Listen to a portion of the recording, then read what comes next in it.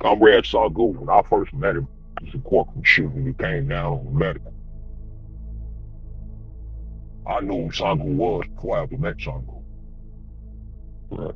I associated, been in the cell with comrades who stood right next to that comrade shoulder to shoulder during the wars.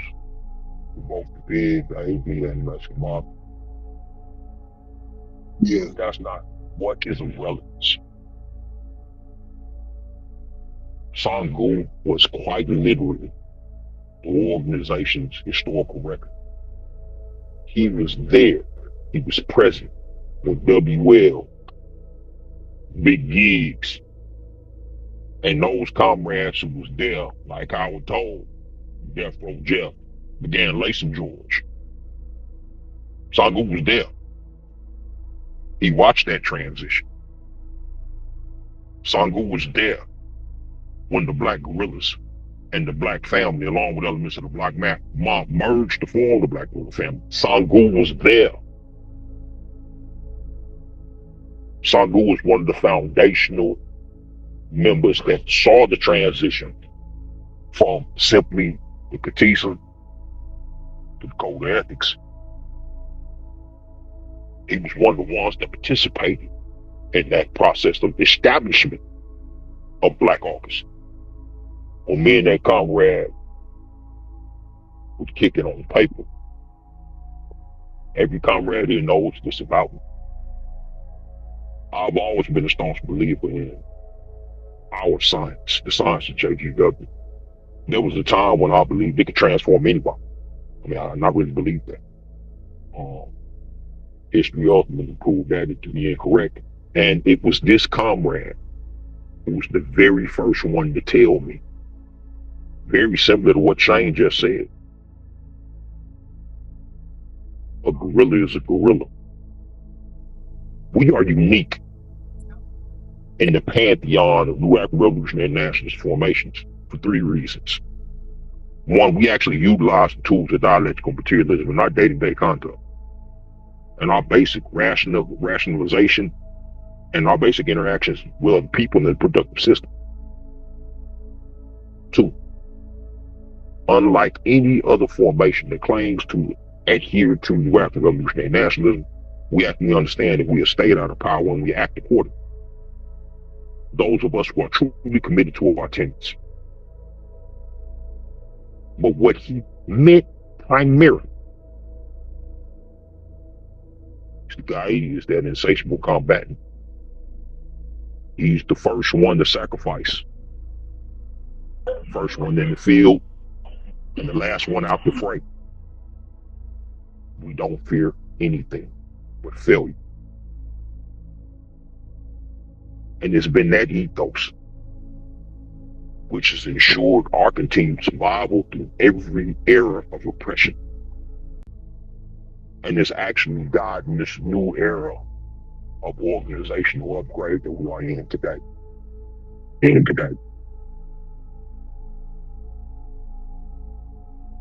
Sangu is literally the living embodiment of what each and every last one of us strive to be. And I want y'all to really understand this. Those of you who don't know, that man stood for over 5 decades behind the wall. He was attacked by cops. He was attacked. He was held in solitary confinement probably longer than any of us. Going all the way back to the old Max B program. Him and G1. He never bent. I don't mean he never. Let's take a break off the table. That comrade never bent.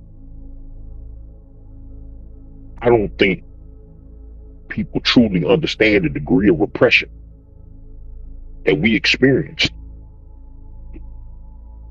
And many of us still experience. He never stopped smiling. Not a single day. Dialectically, he also understood the seriousness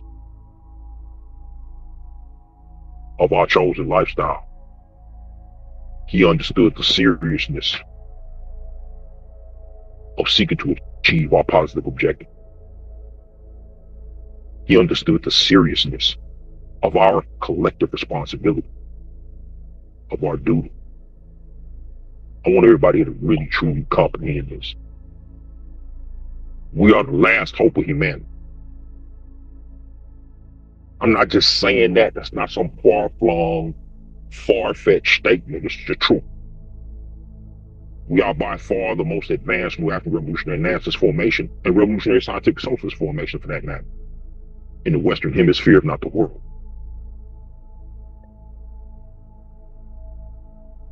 Currently, you see what the repressive forces is on. Settler colonialism is once again the agenda, but now they are armed with the latest in AI-driven technology. We have never been more vulnerable than we are now, but we also have never been more strong. Sangu is responsible for that strength. He has been the constant. He's been the mainstay. He's been our plumb line from our inception to this day. Every last one of us on this call have an obligation. We ain't finna fail, Sangu. We ain't finna fail at achieving our positive objective. We are not finna allow our people to be subjected to indefinite fascism, abject poverty, and human misery. We are the vanguard of our people. If that man didn't teach us nothing, he taught us can't stop, won't stop. He taught us what that really meant.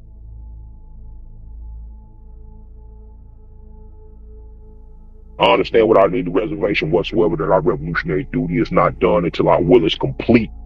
We shine the light of freedom, justice, and equality across the face of all humanity like a star in the night.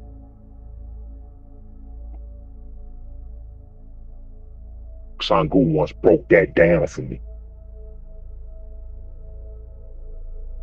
Half the comrades inside this conversation we having right now is here with us right now. No, I've been on and off for well over 3 decades. That comrade taught me what that meant. What our positive objective actually meant. And why each one of us are individually responsible for achieving this end in concert with one another. In our formation, there ain't no big I's or little U's. We are collective. Always have been. Always will be. Sangu represented something different. He represented both our origins. He represented our evolution. He was the guidepost that pointed to our future.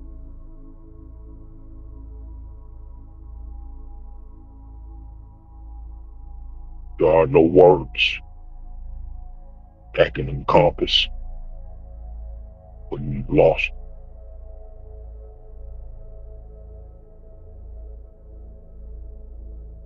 But understand this. Sangu lives as long as we live. Big Bro said something in this BA statement, BA 45. Something that's been said with me. And I refer back to it repeatedly. Sangu's passing into the other side highlights it.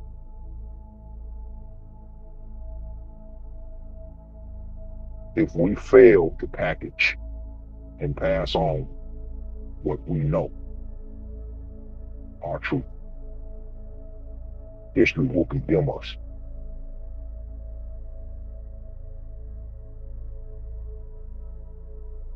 In the last 2 years, man, we done took immeasurable losses. Yafeu Yapo. Sangu. We lost so many.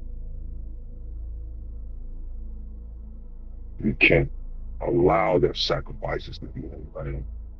And he's like,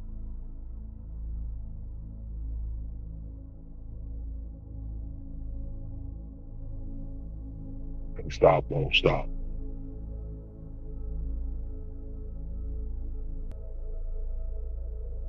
Well, we all brothers that's here. And I like to say that this is a moment we'll remember in history for days to come. The Honorable PJ, as we call him, have taught all of us, whether directly or indirectly through procedures and policies. He been there from the beginning. We have to honor this brother as we all honor our elders. We have to honor the ones who's with him closer, longer the way. We have to look at Catholic. We have to look at Big Brother because they was there with him. They was pounding the pavement, like Joker said, 10 toes down. But I like to say that he contributed a lot to us up there, having the innovation and vision to look for the glory and the triumph that we come through to today. I don't believe it's anyone in here, maybe a few that don't know him, his contributions directly. So I just share this. He taught me what Noah was. He taught me what democratic citizenship through his actions. Although we never did time together, but we've been around each other for years. We only did time in Pelican Bay. I guess that's about 25 years. Nevertheless, this brother brought things to the forefront that we could even imagine. He come from a place where you could say he walked that walk, talked that talk, and contribute to all of our individual goals. It ain't none we can speak on him that's less than. When you say Gaidi, he exemplifies that. He exemplified in us. That's why the push pull drive is continuing. Like I say, he did this here with love, dedication, and that's how he lived out his life. And for us to honor him is to carry on what you see in our documents. Because our documents is living organism of all of us. We all play a different role of it. It existed in the 60s to this day. I say this here, I say with great honor. There's no revolution. I say it's no new African revolution nationalist group in this country that gives service like he did. He gave service that none of us could stand up to. All we could do was seek it as a beacon to go forward. And I say to all of us, we can't stop, won't stop, and will not be stopped. And we would take that to our last dying days because we believe like he believed. He's a brother, he's a friend, he's even the greatest mentor, whether you physically with him or not. That's what he represented. I could go on to say a lot of things, but it's a lot of us that's here today could speak about him. And as Joker said, y'all could contribute the intelligence and the foresight of this great brother. I say to in my last dying days, I'm always thinking about Sangu, PJ, and I suggest anybody about this, just know this: do as you see, not as you told. Represent WGJ, represent JGW, represent the Black Gorilla family through and through.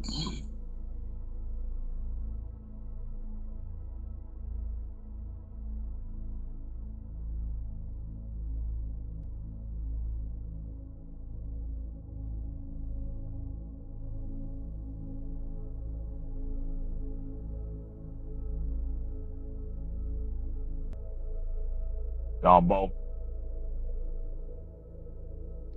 Send my guy in love to everybody here. You know, we lost our brother yesterday morning. Our beloved comrade Sangu, Paul Jones. Most of the world doesn't know the degree of sacrifice that that comrade actually gave on behalf of us and behalf of his people. That man stood firm 10 toes down, well over 60 years behind the wall. He stood shoulder to shoulder with WL and George, was there with Qatar, and has paved the way for most of us who are here now. His contributions, his sacrifices could never be measured. It can only be honored because they are immeasurable. This is one of the comrades that ushered in one of the transitions, ideologically speaking, that moved us into the African revolutionary nationalism, revolutionary black nationalism. Hell, he was there when we was just nationalists. And it served as the party's wisdom for well over 5 decades. And those of you on this call right now who know this man the way I know this man, who know our brother the way I know our brother. And I call upon you all, share a few words for those who don't know. He absolutely did. You know, he was around so long and made such a significant impact. In time, a person can kind of be defined by their impact and kind of get bigger than life as opposed to people not knowing him but necessarily feeling like they know who he is or who they think he is. I want to talk about Paul like the man. I want to talk about the dude that had this big belly laugh where he would throw his head back and roar. The kind of laugh that would make you want to laugh, even if you didn't know what he was laughing at. Um, I first met him in the early 90s, coming back to Pelican Bay Shoe, and he already had his indeterminate, and I was just back there for a couple of years at that time. And he pulled me in the cell with him. We used to talk through the doors, and eventually he pulled me in the cell with him, and I didn't know, like, my education was beginning. I might have been maybe 22, 23 years old, young, dumb, wild, wild, wild. Um, but then even then I'd heard his name, of course, and I knew who he was, and I was very impressed by all of that. But I became more impressed by coming to find out who he was as a human being, who he was personally, how much he cared, how much he loved. um, During my months with him, I would ask him, he had this huge library, and I'd be like, yeah, let me read this book. And he'd be like, okay, cool. And I'd read the book. And then afterwards, he'll be like, where is it? Like, where's what? The report. So I had to write these book reports to every book. And as a young kid, all I wanted to do was watch TV. So, I was resistant to this, but of course I did it. And truly appreciate the lessons, while they were being taught. It was, years later as I began to mature, I started to see the importance and the significance of what he was doing and how he was pouring into me. And that was actually his way of showing love. One of the best parts of being able to spend time with him throughout the years was getting like the true history.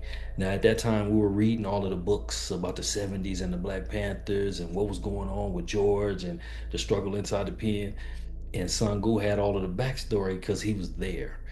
And that's in keeping with our history as a people, passing down our history and our traditions through storytelling. So I was able to kind of partake in that for years on end. When I did get my indeterminate a few years later and come back there for the long haul, he immediately got me pulled into a section, so we got to spend some more time together. And years later, after the hunger strike, when we were released, they walked me into the visiting room, and he was in there, and a couple of more rads was in there. And it had been a few years since I seen him, and there goes that big, weighty, beautiful laugh that and we were able to spend some time on the main line together at Lancaster. And then ultimately, I was released several years later, and then he was released, and I went up to Sacramento to meet with him. And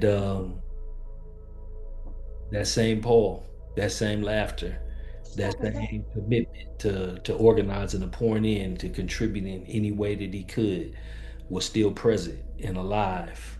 Although he was in the chair and limited with mobility, his eyes and his heart was still very much alive. He still had that fire. That's the fire that he died with. That's the Paul I absolutely want to remember. The fire that he lived and died with. Um, yeah, I don't want to go too long, but I do want to thank him for his contribution to my development. He put me on the path. Had it not been for that interaction, I don't know that I would be where or who I am to this day.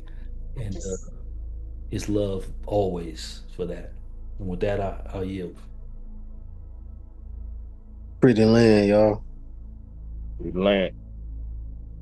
So it's crazy because, I checked in with him like if not every day, every other day, just to give him an update on some of the progress that I've been doing out here. And I was always proud to talk to the elders about whatever I was doing because they added on or helped me modify, may make sense out of putting it in practice. But my walk with PJ was really when I seen him and met him in Lancaster, and he was cellies with Sani, and we used to talk at the table. And I used to trip how he had all the youngsters around him on the yard, and he had this good warrior spirit, but he was so relatable. And we used to always talk about my art, and he told me how Scarface was his favorite artist, and we used to always, sit there and talk about strategies. But it's a piece that about 2 years ago we started working on with one of my friends and her son. We used Solidad Brothers to create a scene, and I filmed him and a youngster in the scene for Settle Your Quarrels. So we never got to finish that little scene, that little movie scene, because I wanted to surprise everybody with it. But you know how it is when you run out of budget. But I just want to say when I thank Sangu and the rest of y'all elders, I look at him as a walking encyclopedia. If I didn't know some, he could go into the facts. So he was a great inspiration to a lot of the work that we doing today. So the African proverb is when you say a man's name, he never die. When you say a woman's name, she never die. So I just want us, especially those of my era, I want us to remember through the works. That's what it looked like. Through the works. He's the embodiment of the works, his sacrifice, you know, um, listening to not only his sacrifice, but just looking at him becoming the moxie. We look at these other sheroes and heroes in our world, but it make you proud to be a new African revolutionary nationalist when you have brothers who could not only tell that story but fought, dared to win and dared to struggle, especially in these times. How he came home even after decades of struggle and he was unbroken still. He still smiled. So I just want to continue to carry that smile. I love all my brothers here. Y'all know how I feel about the elders. That's my whole dedication, man. So Sangu says name. Each one of us are giving a piece of him back, and we putting it on the table, and we looking at it, and we dissecting it, and we recreating, and we looking, and we it's a whole new revolution going on right now. His spirit ain't going nowhere. I'm looking at his face right now. I remember going right there in that. That part. I remember going right there in his room, and I pushed the tower, and that was deliberate. I remember taking him to go see his sister when he first came home. He was walking, and then even when he got in the wheelchair, I helped him get in that Volkswagen, and he wanted to just ride. He said, "Come on, Conrad, let's just ride." He had me go from Sacramento to Stockton back to San Francisco just to see his sister. And when she passed, I knew it hurted him. So when we talking about him right now, we talk about this new wave of technology. We talk about everything that's going on. But he have a spirit that's still here with us that we gotta dissect, and we gotta continue to take those pieces and make it count when we out there in the field, when we learning from each other. So if we're gonna do an obituary, let it be the voices of those who know him, and even the ones that didn't have a chance to experience him, so we could pass this curriculum of him on. These elders are programs.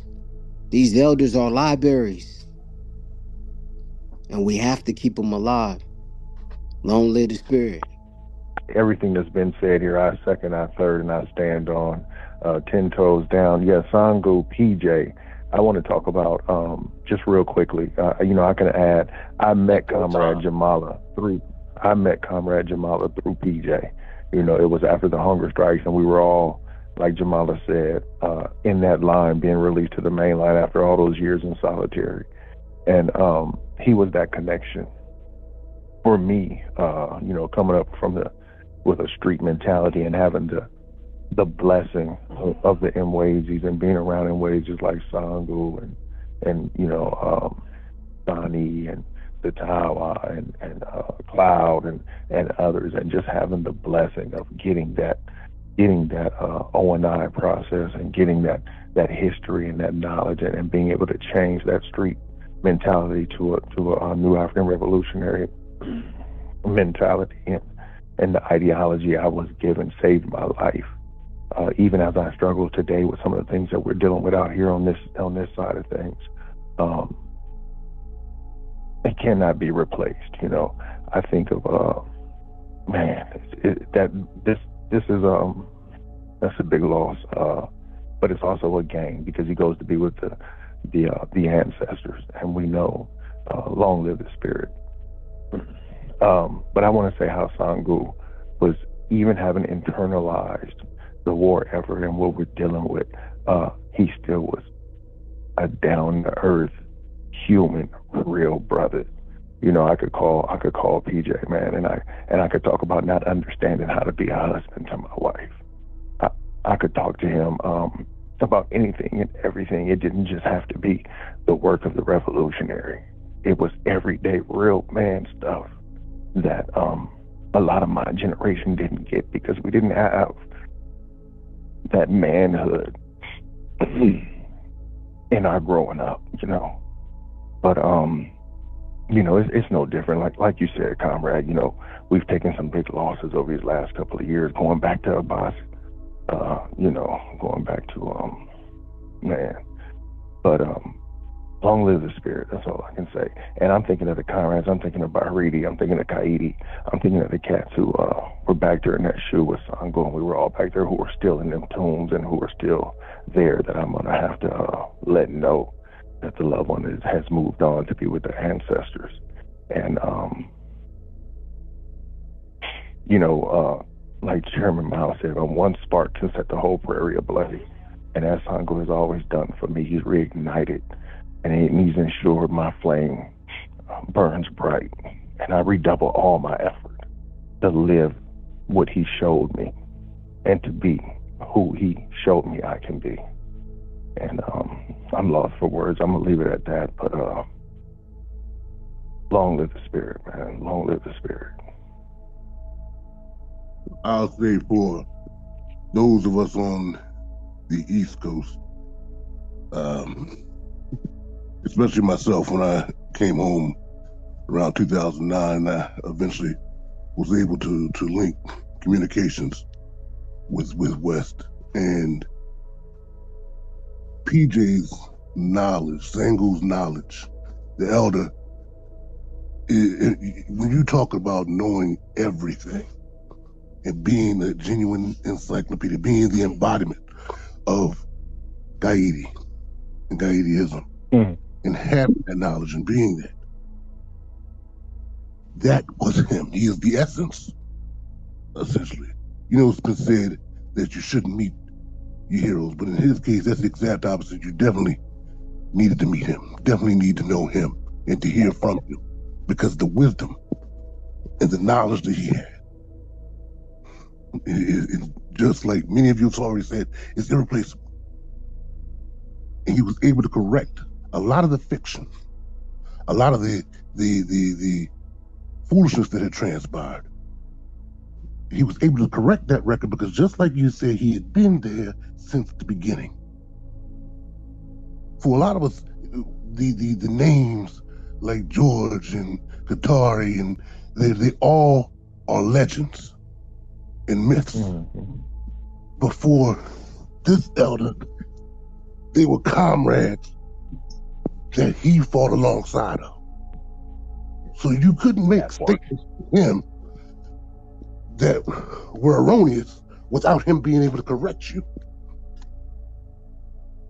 because he had that knowledge. There was no question whatsoever regarding his loyalty, his genuineness, and the fact that he was the original article. He's going to be truly missed. In that spirit, the fact that he's joined the ancestors will empower us to drive and to move forward. Rif Kukai, Elder Sangu. And with that, I yield. I don't want to be remiss and miss the fact that we talk about PJ's, Sangu's love of music, his love of reggae, and the music that inspires us and that pushes us and that drives us. It amazes me that one could embody the revolutionary spirit so strong, and it only enhanced his humanity. It only made him that much more down to earth and lovable and understanding and clear and focused and clear-minded. Man, he was all the way around in every aspect the true definition of real manhood, that revolutionary spirit, that true egalitarian, that true love. He embodied that in every way. And I just, Jamala mentioned that laugh, but I think about the times we talked about music and the times we talked about reggae and some of the songs that we loved. And the time he turned me on to the song about Comrade George, and it's something to strive for. That level of humanity, that level of just pure love for self and for your comrades and for our nation. You know, I just didn't want to be remiss and miss that part. It's the humanity of the brother. With all he faced, he never lost 1 ounce. And I think he gained more and more love and more humanity for the people through every struggle. And that's what I always remember. And that's what I always strive, to love the people the way Sangu loved the people, because I experienced it. I felt it. And with that, I'm gonna stop rambling. But long live the spirit. Long live Sangu.